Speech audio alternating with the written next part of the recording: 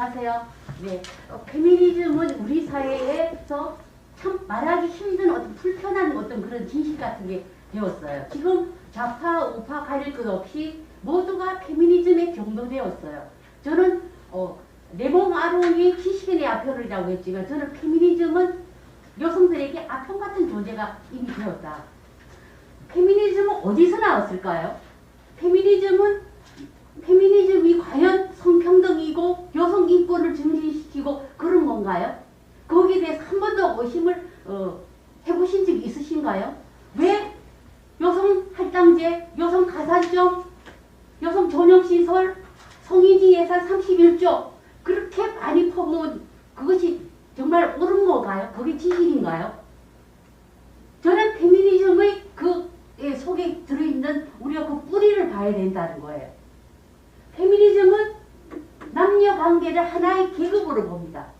지금 우리가 2015년 초에 페미니즘이 갑자기 부상을 했어요. 그 전까지 뭐 우리가 여성운동 뭐 어떤 그런 거였지 페미니즘이라는 것이 이렇게 일반화되고 대중화되기 시작한 건 2015년 초부터였죠. 그때 하나의 어떤 계급투쟁으로 본 거예요. 그 결과가 어떻습니까? 대한민국이 건국 이래 이렇게 남녀가 무슨 홍해바다 짜게 지듯이 이렇게 갈라진 적이 있나요? 서로가 이제는 옷깃만 스칠 수도 없어요. 이제 쳐다만 봐도 어쩌고 저쩌고 정말 입에 담을 수 없는 그런 흉한 말로 남녀 갈등이 이렇게 심한 적이 있나요? 거기에 대해서 페미니즘이 어떤 정말 그 기여를 했는지 우리가 잘 생각을 해봐야 됩니다. 페미니즘은 필연적으로 혼인율을 떨어뜨리고 출생아 수를 감소시킬 수밖에 없어요.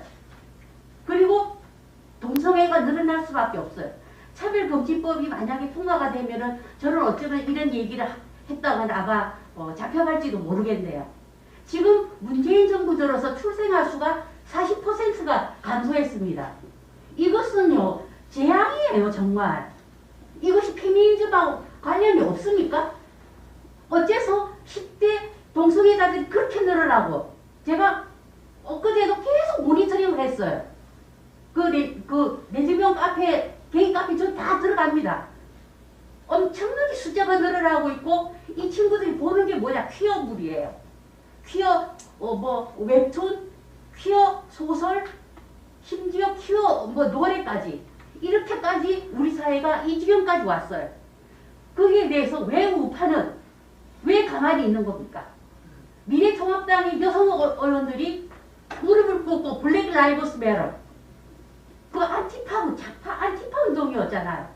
어째서 흑인의 생명은 중요하다고 그러면서 미래통합당 그 여성 의원들이 무릎을 꿇고 성인지 예산이 31조가 어떻게 쓰이는지 한 번도 의심을 해본 적이 있나요? 성인지 예산 31조는 기획재정부에서 여성가족부에게 줍니다. 그러면 거기서 다 사업을 다 해요. 이렇게 저렇게. 우리 국가 예산이 6%예요. 그게. 여러분들 성인지 예산 어떻게 쓰는지 아세요? 우리의 예산이 어떻게 쓰면 페미니즘이라는 이름으로. 페미니즘은 마르크스주의 정초를 하고 있어요. 그래서 이것을 하나의 계급투쟁으로 보기 시작한 거죠.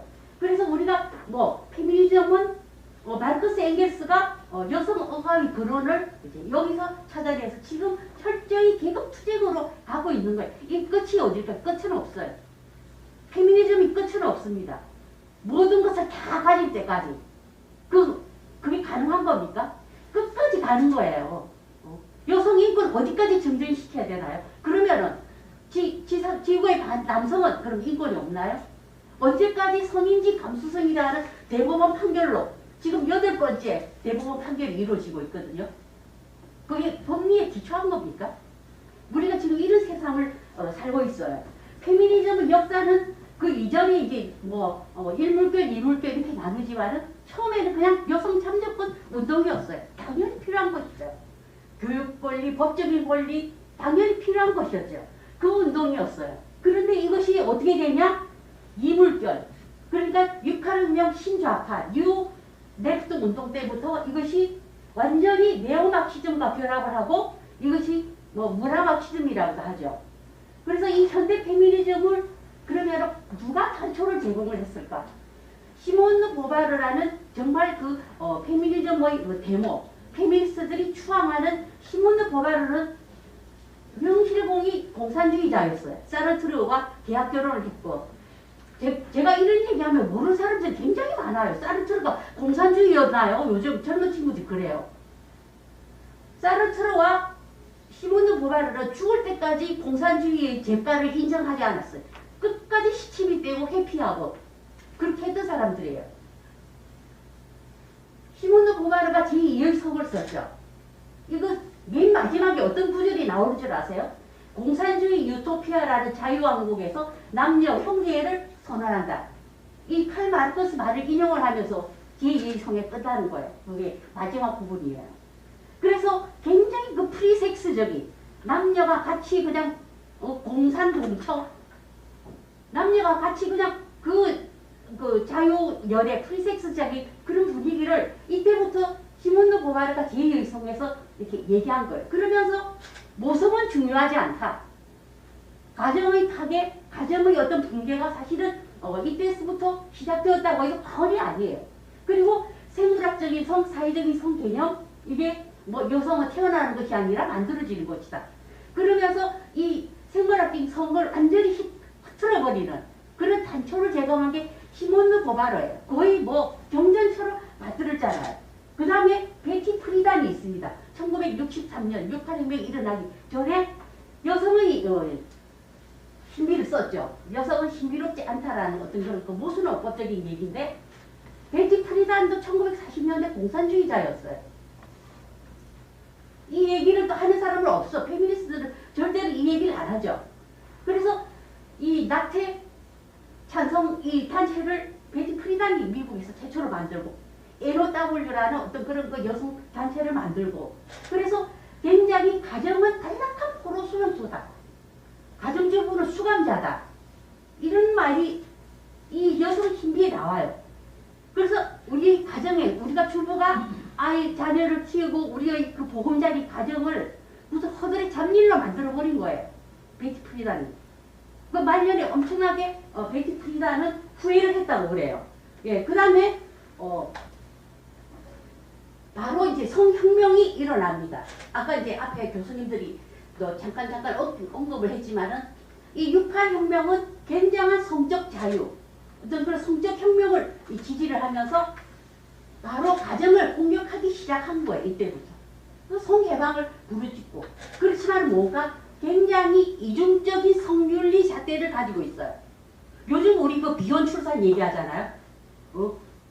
비혼과 비출산이 우리의 자랑이다. 그래놓고서는 비혼 출산 얘기가 막 박수를 쳐요. 이게 얼마나 이중적인 성윤리 잣대를 가지고 있어요. 그래서 굉장히 이중적인 성윤리 잣대를 가지고 있는 것이 이 사람들이 성적 해방, 성적 혁명 이런 거예요. 말이 전혀 앞뒤가 안 맞습니다. 네. 그 다음에 이제 쭉 중요하게 이렇게 책들이 나오기 시작해요. 이게 제가 여기 소개하는 책들은 우리나라에서 다 번역이 되어서 영페미라는 우리나라 페미니스트들이 굉장히 열심히 읽고 있어요. 이 책을. 그래서 이 슐라미스 파이어스턴이 레드 스타킹 선언이라는 게 굉장히 유명한 책이 있어요. 이 책은 레드 스타킹이라는 단체가 지금도 존재합니다. 시위를 할 때 빨간 스타킹을 신고 나와요. 그 레드 스타킹 선언은 그냥 마치 공산당 선언처럼 아주 얇고 작은 책자예요. 선언문으로 그냥 구성이 되어 있는데 여기에서 의식화라는 용어를 최초로 사용을 해요. 페미니즘에서 의식화라는 용어를 최초로 사용한 게 이 슐라미스 파이어스턴의 레드 스타킹 선언이에요. 이 책도 제가 2018년 1월 쭉 무렵에 해화역에 굉장히 우리나라 영페미들이 많이 나왔잖아요. 시위하러. 이 책을 가지고 있더라고요. 이 빨간 책을. 마치 무슨 마오쩌둥의 작은 빨간 책, 리틀 레드북이라는 작은 책처럼 이 레드 스타킹 선언책을 가지고 있더라고요. 그 책에서 이 의식화라는 용어가 나오는 거예요. 이 어떻게 이 여성 계급 의식을 바치는 완전히 이게 마르크스 계급 투쟁의 이야기거든요. 이 의식화는 계속해서 의식화라는 얘기를 하고 모든 형태의 착취와 억압은 남성 지배권의 연장선에 있다. 엄청나게 남녀 갈등을 유발시키는 이것이 벌써 1969년도에 나와서 이 6.18혁명 이후에 급진 페미니스트들을 완전히 머리를 이렇게 세뇌를 시켜버린 책이에요. 이 책이 굉장히 많이 그렇게 중요합니다. 이 책에 있어서는. 그래서 1970년대 들어서는 본격적으로 페미니즘은 가정을 공격하기 시작해요. 가정 해체, 어떤 가정 붕괴. 왜냐하면 가정이라는 것은 페미니스트 가부장제거든요. 그러니까 가부장제의 굴레에서 벗어나고 가부장제의 착취에서 벗어나기 가정을 가지면 안 되는 거예요. 그런 간단한 원리예요. 그래서 1970년대부터는 본격적으로 레즈비언이즘이 마구 밀려 들어오기 시작합니다. 제가 여기 소개했던 책 역시 우리나라에서 다 번역이 출판이 되었고 우리나라 영페미들이 굉장히 열심히 아주 읽고 있고 자신들이 어떤 무슨 교리처럼 이렇게 받아들이고 있어요. 여기 소개한 사람들은 다 레즈비언입니다. 케이트 밀렛 성정치학 굉장히 유명하죠. 이 책은. 이게 우리나라 다른 신문에서도 케이트 밀렛은 굉장히 자주 언급을 해요.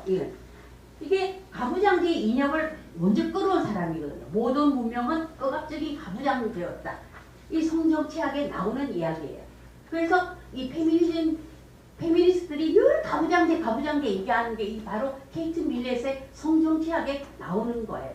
그래서 굉장히 하여튼 모든 것을 가부장제로 이렇게 하면서 케이트 밀렛은 처음에 양성해져였는데 나중에는 이제 레즈비언이었어요. 그 다음에 이제 실라 제프리스도 우리나라에 또 왔던 사람이에요. 실라 제프리스의 코르셋, 레디컬 페미니즘 이 책도 굉장히 유명한 책이에요. 그래서 탈 코르셋의 원조격이 돼요. 그리고 어떤 여성혐오 이런 용어를 이게 안드레아 드워킨이 사용을 하기 시작한 거예요. 실라 제프리스가. 그래서 이렇게 실라 제프리스, 안드레아 드워킨, 또 게일 루비 같은 이런 사람들은 다 레즈비언이에요. 지금 우리나라에 번역 소개되어 있는. 그래서 좀 올려주세요. 국내에서 이게 다 이렇게 번역되어 있어요. 이게 다 이 책이 다 번역되어 있어요. 그래서 왜 그러면은 제가 이게 지금 현재 급진 페미니즘이 레즈비언이즘이 거의 주류를 이루다라고 얘기하고 안 믿으려고 그래요. 우리나라 영페미들이. 그렇지만 이게 미국 여성의 역사라는 책에도 분명히 나오는 이야기예요. 끊임없이 이성애주의를 공격을 하는 거예요. 그래서 가정을 공격하고 이성애주의를 공격하고 그러면서 1980년대 말에는 이제 미국에서 굉장한 동성애 운동이 일어나죠. 게이 권리 운동, 레즈비언 운동이 막 일어나고 이럴 때 이제 정치적으로 굉장히 이제 세력화가 되기 시작한 거죠. 그래서 이게 거의 주류를 이루고 있는 거예요. 그래서 미국에서는 베티 프리단과 이게 글로리아 스타이너 같은 이런 페미니스트들끼리 사실 레즈비언을 받아들이는지 안 받아들이냐를 놓고 엄청난 사상 논쟁이 있었어요. 있었지만 결국은 그 레즈비언이즘을 받아들일 수밖에 없었고 그리고 유명한 말이 있잖아요. 우리는 모두 정치적 레즈비언이 되어야 한다. 실제로 내가 레즈비언이 아니더라도 정치적으로 레즈비언이 되어야 한다라는 그런 유명한 말도 있어요. 그래서 이 레즈비언이즘이 굉장히 많이 스며들어 있고 거의 80%가 주류를 이룬다고 해도 과언이 아닙니다. 예. 그래서 이 책은 분명하게 제가 근거를 가지고 하는 이야기예요. 예. 좀 올려주세요. 예. 그 다음에 이제 이 페미니즘이 미국 아이덴티티 폴리틱스 정체성 정치로 바로 이제 이것이 굳어지기 시작하고 미국 민주당은 완전히 이제 정체성 정치를 하나의 어떤 그런 중요한 이념으로 삼고 그렇게 되면 이제 보편적인 가치, 보편적인 어떤 그런 사상이 이런 것을 뒷전으로 밀려나는 거죠. 그러나 페미니즘, 동성애, 인종 문제 그런 것이 아주 미국 민주당이 강박적으로 매달리는 거예요. 이 정체성 정치에. 우리나라도 사실은 이제는 저는 여기에 거의 저는 중간에 들어왔다고 생각해요. 이미. 페미니즘이 지금 거의 6년 가까이. 이 차별금지법까지 이제는 또 통과되고. 그리고 동성애 합법화를 위한 어떤 그런 그 물밑 작업도 착착 진행이 되고 있는 그런 상황이기 때문에 저는 우리도 이제는 정체성 정치에 완전히 우리나라도 이게 빠져있다. 여기에 우파도 저는 자유롭지 못하다. 우파 스스로도. 예, 그 이후에 70년대 후반부터는 이제 포스트 모더니즘 예, 생기면서 이제 이것이 이제 페미니즘도 포스트 모더니즘 페미니즘 영향을 받고 이게 모든 것을 본격적으로 해체하기 시작한 거예요. 그 유명한 사람이 주디스 버틀러잖아요. 예, 서울대에서 학생들이 제일 많이 이 책을 읽는다고 합니다. 안타깝게도. 이게 정말 그 주디스 버틀러는 유명한 레즈비언이죠. 뭐 예일대 철학 교수이긴 하지만은 본격적으로 이 완전히 이제는 페미니즘조차도 해체하자. 우리는 모든 성을 해체하자. 모든 성은 모두가 우리가 함께 바꿀 수 있다. 그리고 조합이 가능하다. 여러분 엘린 페이지라는 미국의 아티스트가 커밍아웃을 2번 했어요. 첫 번째는 이제 여성으로 태어났는데 첫 번째는 레즈비언으로 커밍아웃을 하고 두 번째는 최근에는 남자로 자기가 커밍아웃을 했어요. 그래서 성은 바꿀 수 있다라는 것을 자기가 보여주고 있는 거예요. 이게 주디스 버틀러의 이게 그 젠더 트러블에서 굉장한 영향을 많이 미쳤고 주디스 버틀러의 책을 읽고 레즈비언이 된 사람들이 굉장히 많았어요. 이것은 나오는 이야기예요. 예. 그래서 모든 것을 이렇게 해체하는 거예요. 우리가 지금 이제 모든 것을 해체하는 거예요. 성도 해체하고 남녀 고정관념을 없애야 된다. 성정체성도 고정될 게 아니다. 이런 페미니즘이 여기까지 온 거예요. 이게 이제 주디스 버틀러의 젠더 트러블에서 나오는 거고 그 다음에 어떻게 봐도 퀴어 이론으로 발전한 거예요. 퀴어 이론이라는 것은 동성애 이론을 말하는 거죠. 그래서 이것이 다시 퀴어 신학으로 또 제가 요즘 교회가 정말 너무나 큰 위기에 처해 있는 거죠. 네. 그래서 제가 주디스 버틀러의 대충 핵심은 제가 여기 자료집이 다 있기 때문에 미리 제가 하진 않겠습니다. 예, 마무리를 해야 되니까. 그래서 결론이 뭐냐면은 저는 페미니즘은 안티 휴머니즘이다. 반휴머니즘이라고 저는 주장합니다. 저는 제가 늘 안티 페미니스트라는 어떤 그런 비난과 어떤 그런 그 악의적인 공격에 시달리죠. 저는 휴머니즘이라고 얘기하고 나는 휴머니스트다. 우리가 모두 남녀가 함께 조화롭고 상호 협력하고 상호 공존하고 우리가 모두 동반자인 것이다. 그렇게 저는 주장하기 때문에 저는 페미니즘을 비판하는 거죠. 그러나 페미니즘과 철저하게 지금 페미니즘 우리나라 페미니스트 단체가 어떻게 됐나요? 철저하게 이익단체고 정치적 압력단체가 돼버린 거예요. 지금 페미니스트들이 말 한마디 얼마나 무섭습니까? 남자들은 거기에 대해서 감히 저항이나 어떤 이의제기를 할 수가 없어요. 그냥 입 다물고 침묵해야 됩니다. 이것이 정상입니까? 이것은 분명히 잘못된 거죠. 그래서 우리는 이 페미니즘에서 저는 해방되다. 그래서 우리가 휴머니즘 운동이 지금 필요하다. 아까 교수님들 기본으로 돌아간 정말 중요한 거거든요.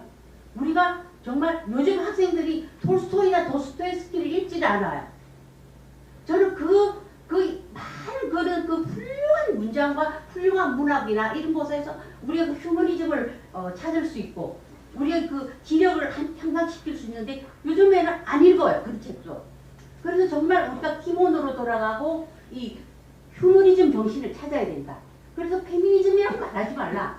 휴머니즘이라고 얘기하자. 저는 제가 주장을 줄곧 하고 있습니다. 그래서 이렇게 쭉 이렇게 정말 이성애주의를 지속적으로 와해시키고 남성은 압제자고 여성은 피해자라는 이분법. 거기서 절대로 못 벗어납니다. 페미니즘으로.